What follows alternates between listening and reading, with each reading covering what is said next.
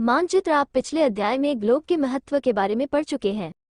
Globe में अध्ययन की कुछ सीमाएं होती हैं। जब हम पूरी पृथ्वी का अध्ययन करना चाहते हैं तब ग्लोब हमारे लिए काफी उपयोगी साबित होता है। लेकिन जब हम पृथ्वी के केवल एक भाग जैसे अपने देश, राज्यों, जिलों, शहरों तथा गांवों के बारे में अध्ययन करना चाहते हैं तो यह हमारे लिए उतना उपयोगी साबित नहीं होता है। ऐसी स्थिति में हम मानचित्रों का उपयोग करते हैं। मानचित्र पृथ्वी की सतह या इसके एक भाग का पैमाने के माध्यम से चपटी सतह पर खींचा गया चित्र है, लेकिन एक गोलाकार सतह को पूरी तरह से चपटा करना असंभव है। मानचित्र हमारी विभिन्न जरूरतों के लिए आवश्यक है। कुछ मानचित्र एक छोटे क्षेत्र को एवं कुछ तथ्यों को दर्शाता है। दूसरे मानचित्र में एक बड़ी किताब की तरह तथ्य हो सकते हैं। जब बहुत से मानचित्रों को एक साथ रख दिया जाता है तब एक एटलस बन जाता है। एटलस विभिन्न प्रकारों तथा अलग अलग पैमाने से खींची गई मापों पर आधारित होता है। मानचित्रों से एक ग्लोब की अपेक्षा हमें ज्यादा जानकारी प्राप्त होती है। मानचित्र विभिन्न प्रकार के होते हैं, जिनमें से कुछ को नीचे वर्णित किया गया है।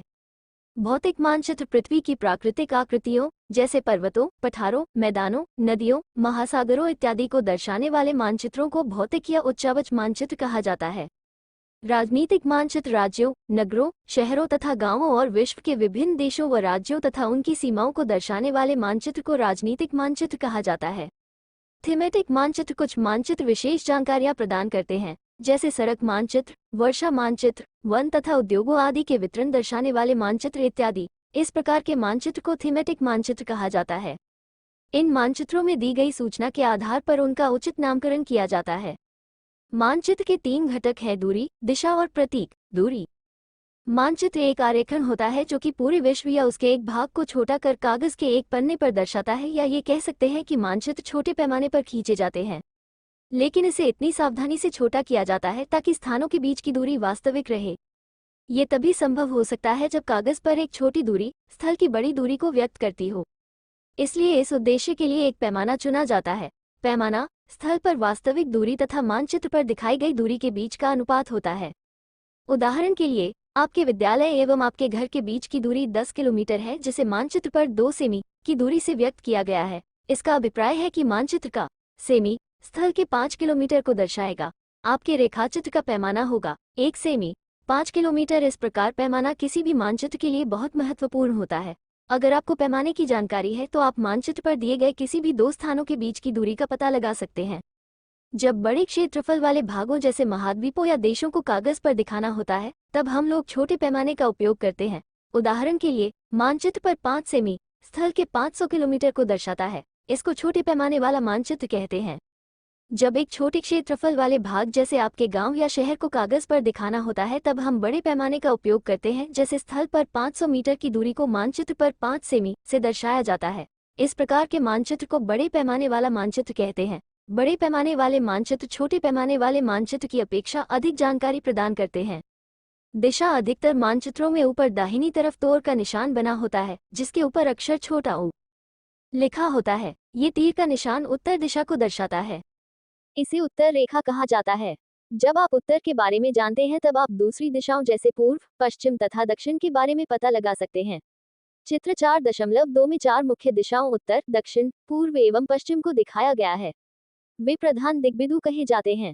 बीच की 4 दिशाएं हैं: उत्तर पूर्व छोटा ऊ पू, दक्षिण पूर्व द पू, दक्षिण पश्चिम द प तथा उत्तर पश्चिम छोटा ऊ प। इन बीच वाली दिशाओं की मदद से किसी भी स्थान की सही स्थिति का पता लगाया जा सकता है।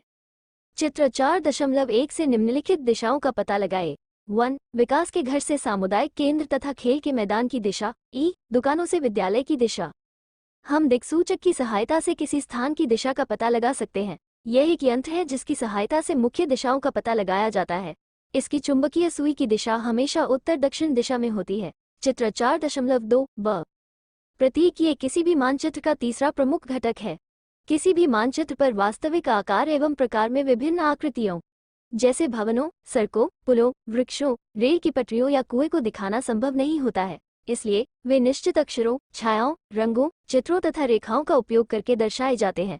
ये प्रतीक कम स्थान में अधिक जानकारी प्रदान करते हैं। इन प्रतीकों के इस्तेमाल के द्वारा मानचित्र को आसानी से खींचा जा सकता है तथा इनका अध्ययन करना आसान होता है। अगर आप एक क्षेत्र की भाषा को नहीं जानते हैं तथा आप किसी से दिशाओं के बारे में नहीं पूछ सकते हैं तब आप इन चिन्हों की सहायता के द्वारा मानचित्र से जानकारी प्राप्त कर सकते हैं। मानचित्रों की एक विश्वव्यापी भाषा होती है जिसे सभी आसानी से समझ सकते हैं। इन प्रतीकों के उपयोग के संबंध में एक अंतर्राष्ट्रीय सहमति है। ये रूढ़ प्रतीक कहे जाते हैं। कुछ रूढ़ प्रतीक चिन्ह 4.3 में दर्शाए गए हैं। विभिन्न रंगों का उपयोग भी इसी उद्देश्य से किया जाता है।